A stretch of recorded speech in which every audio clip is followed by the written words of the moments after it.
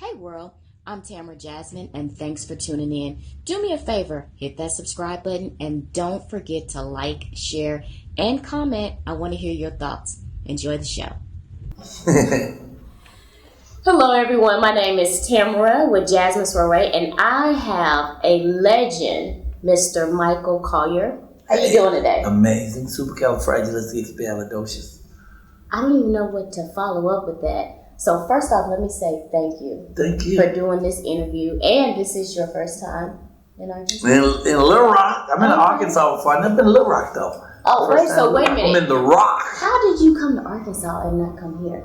Nobody sent me a check. You know, money is what drives me. It's what brings me to where I'm going. Okay. I'm a shopper. Mm-hmm. And I have to have a little cha-cha to leave the house. So they send me money. People write me all the time and say, Michael, how do we bring you to Cincinnati? How do we get you to Vegas? How do we get you to Chicago? Money. Mm-hmm. So nobody ever brought me to Little Rock. And now I'm here in the Rock doing it. How do you feel? I love it. So far? Yeah, I want to give a shout out to J&J Soul Food Restaurant over there. Miss Joyce is off the chain. That banana pudding was the bomb. Okay. Yeah, it was very nice. The collard greens was good. They make the hot water cornbread flat, like you make it in a skillet instead of the pan. Oh. You know I know how to make hot water cornbread. I do too. I know how to make it from scratch. Oh yeah, I make some cold collard greens. I'm down. You'll hear my story on stage tonight about my collard greens. About the collard greens. Ooh. Can you melt something? No. I could. You can freeze them and melt them.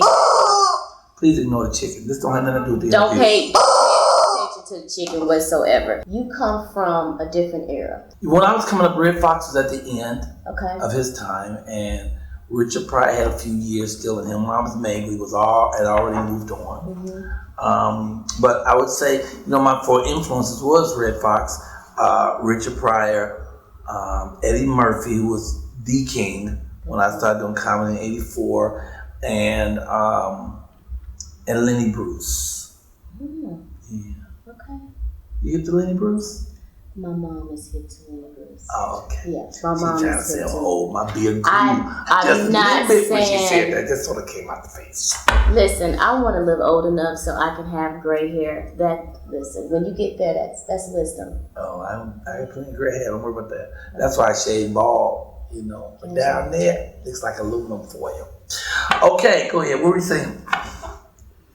So, I think the church show is no, this is not the church show. People.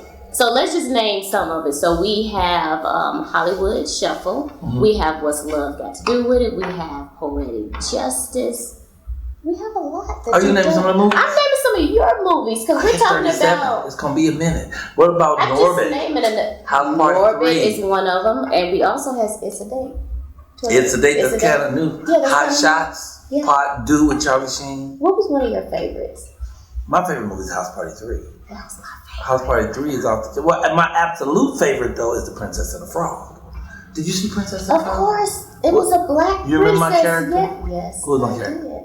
I was the chef, the cook with the bald head who's behind the counter. You got about as much chance of getting that restaurant as I do of winning the Kentucky Derby. How did you feel about being in there? That was the most amazing experience. That was history. For me. It is history, and I still think that Disney should pull it back out, shake it off, and then remarket it. I think it's one of the greatest black animated feature films ever, and it is definitely Disney's first. It was amazing. It's a great story, a great artist that are in it. Not talking about myself, I'm talking about all the other wonderful artists, Anika Noni Rose. Who was amazing. Oprah Winfrey and Keith David, who played the voodoo guy. He was off the chain. I liked him. It was really excellent. It was excellent. It was good. History was made. Why do you think it took so long for us to be able to have a cartoon of the Black Princess?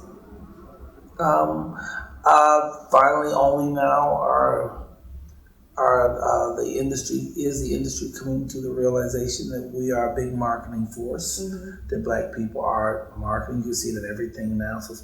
So white folks are putting more focus on spending money where they can get more money. So at first they all had convinced themselves that we don't spend, but we spend. We're a major spending force. Unfortunately, I think we spend on a lot of things that are aren't as beneficial as it could be, you know. But if it's your money, you do what you want with your money. I ain't telling nobody how to spend their money.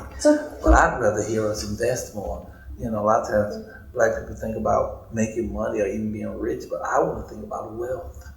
I want to think about generational wealth. I want to have so much money that my grandchildren's grandchildren don't ever have to work. You know, I think Steve Harvey got like $180 million. You know what I'm saying? We the same age. Yeah. I need $180 million. You guys came up together. Yep. You know what I'd do if I had $100 million? What would you do? I quit. Yeah. And I'm gonna go shopping, and I'm going on vacations till it's all over. You know. Yeah. So I have a question. You are very blunt. And you've been known for, you say whatever you feel. Okay. How do you feel in this time now where everything is so emotional? Like a lot of comedians have gone under fire for some of the things that they have said. How do you feel about that? Because back then you could pretty much say whatever and no one was. Yeah, I think people are so offended. People act more offended and more sensitive to what you say. You do have to be careful, because groups get offended and groups will rise up against you. So, we're the time of social media. It's the time of social media, so people can get online and say terrible things and get a group to follow them if they want to, or they can say beautiful things and lift you up if they want to. I mean, information is everything, and the information highway, the internet, it sends it out there. But I think in general, though, we do have a responsibility to other people's feelings if we're performing, you know. So you can't just say anything. Now it's sketchy though, because people are so on edge that you really have to tiptoe with what things you're gonna say, or people will blow a thing out of proportion. Definitely. You know, the N-word is something that's thrown all around, and you know, people say we shouldn't say nigger, or nigger is bad, but if you look at nigger, the actual word comes from Africa and Egypt and Ethiopia and these countries. The word meant God, it meant king, it meant emperor. So Europeans took the word that was most important to black people and used it as a tool for us to fight about. You know, you're a nigger, like it's something dirty. Then you can say diamond.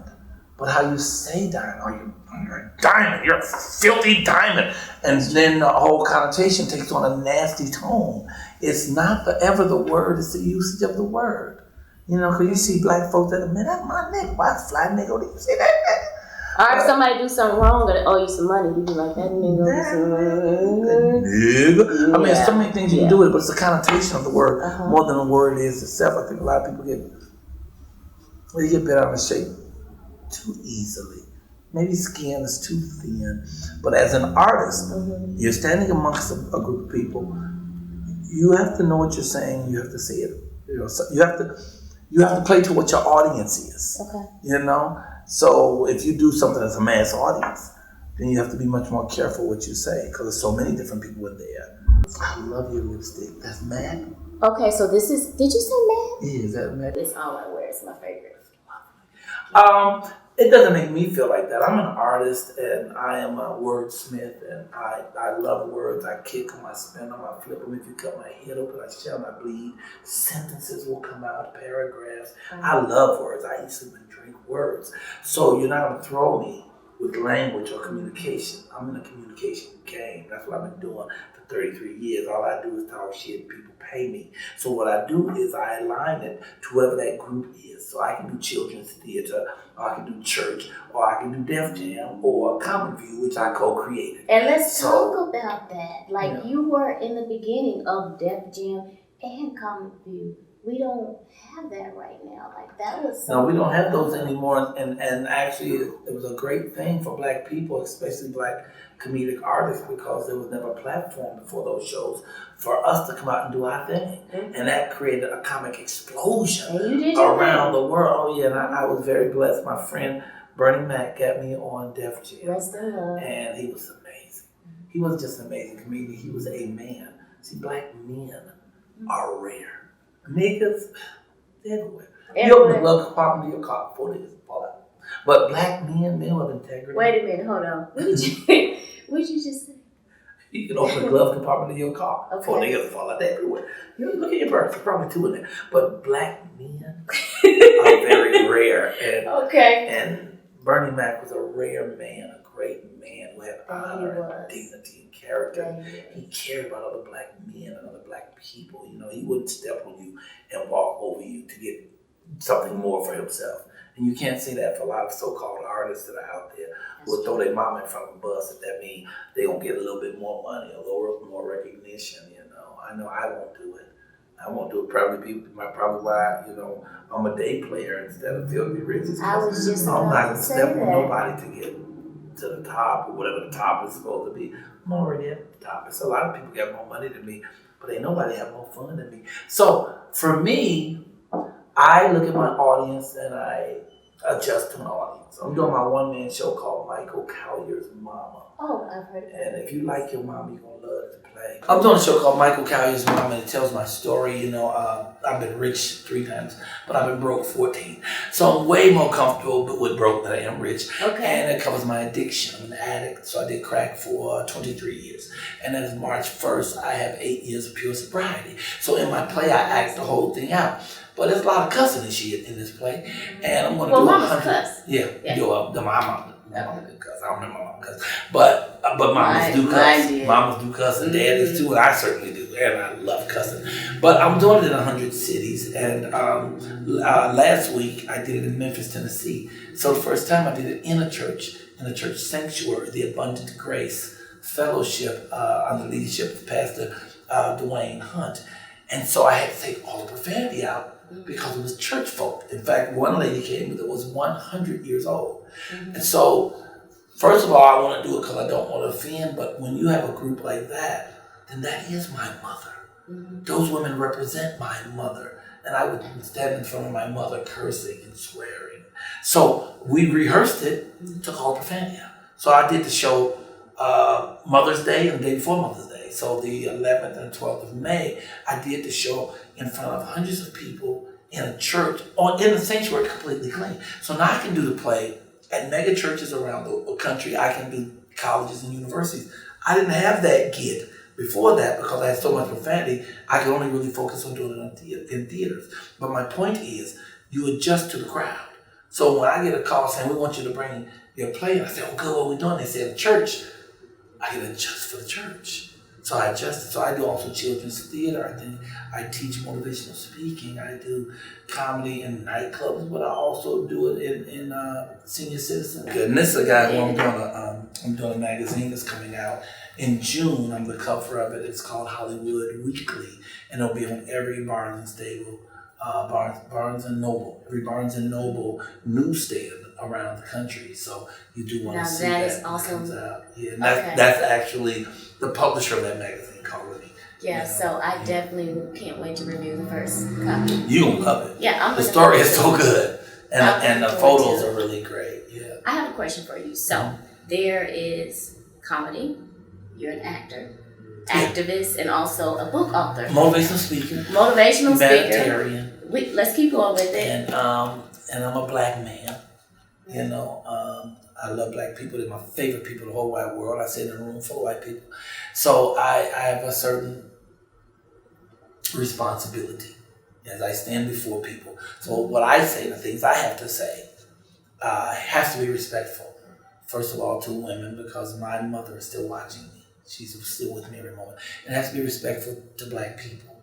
And I like to carry myself in such a way that if someone sees me who's never seen a black person, they're going to want to meet all the rest of them. So I want to ask you this.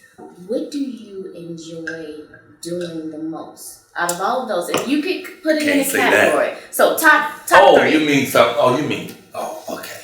Oh my God. Oh, you mean the things that I do in public. Okay. In public. Acting is my favorite. Yeah, that allows me to go different places and be the same person. Okay. You know, it's I can go anywhere I want in the universe without moving by being an actor. I can change my form and be other things and other ideals and other places. I can be all of that as an actor. So I love that. I love that. I love portraying other people and other types of people, you know, and I love digging deeper and deeper and deeper into who I am, because every day I'm trying to unfold into my greater self. And that I'm able to do by doing the play Michael Kai's Mama, because every time I do it, I'm learning more stuff about my mother and my family, which means I'm learning more about me, what means stuff to me. So is that a healing process for you? Just not saying that you're broken, but when you go on stage and all of your emotions, like, that's an outlet. Yeah, I think it's an outlet. I don't feel the broken aspect of it, so I don't feel much things that I need to heal. I need to heal when I was an addict, when I was an active addict. Okay, so this is what I wanted to talk to you about. About your service, there is a program that you have where once a month you go to the prisons. Right. Hold that thought so we can finish the last thought. Okay. And the last thought was, is it about the healing? It is about the healing for me as I'm doing learning. I'm healing. So I'm doing this play about my addiction. And when I did it in Memphis, I learned a new thing. You know, so I used to get high and I'd be out till 3:30 in the morning. I'd sneak in the house and my wife would cry, I'd go out getting high again. And then once she go to sleep, I'd always keep an extra stem in my pocket, extra with a couple of rocks. So I sneak into the bathroom, sit on the floor for a couple of hours getting high, you know. And she never came and knocked on that door and said, come out here. So I would do that, and then I learned in the show last week that I was waiting for my wife to come and save me. I was waiting for her to come knock on the door, and then I realized she wouldn't come to save me. Nobody was coming to save me. If I was going to be saved, I had to save myself. I'm answering your question about what the healing process of acting is that as I do a thing that's about my life, I keep unfolding and learning. I didn't know that. I did 21 performances before I remembered that part of it. And so that expands me more. So every time I do the show, I learn a little bit more, and a little bit more, and a little bit more. Okay, now you're going to ask something about 23 years. So I did read about that, but what takes me back is that you have been acting consistently. So you were a working addict. I was a functional addict. Yeah. How? I was, because when I would say through the grace of God. How many films have you done? 37 films and 40 television shows, and created so many things out there. I raised 100 other comedians and taught stand-up comedy at UCLA, and One Star Search for 100,000, gave half to the homeless. I did a lot of stuff, and I was high as a kite, but not doing it. I never get high when I worked. I had respect for my work. Never get high around my mother, but she knew I got high because she your mama. You know what I'm saying? So I was an addict. I thought I was functional, but I was functional while being dysfunctional. So let's talk about your books. Let's talk about my books. What's happening in 5 minutes? They want you downstairs in 5 minutes. They need to see me before I'm leaving this room. So I ain't gonna let them know they need to talk to me here before I'm going anywhere else. Talk to them here. Yes. Okay. All right. So anyway, we're going to talk about the books. First of all, you know, this is the greatest president in my lifetime, Barack Hussein Obama. He's amazing, and that's why, you know, folks hate him, because he's so awesome. The real reason that America wants to hate Barack Obama is because they let him get into office because they thought he was going to get in there and turn out to be a nigga. But instead, he turned out to be an intelligent, articulate black man who could talk to anybody about anything in any circumstances, and that broke their face because he got a chance to stand up and be who we really are. They had to watch a whole family like that, a husband and a wife who got college degrees, are smart, could talk to anybody, daughters who are decent and wise. It killed him, you know. And you got the fool who's in office right now who keeps screaming out, "Make America Great Again." America is already great, and the way to tell is just look. This is the longest school's ever gone without a president, and we're doing just fine.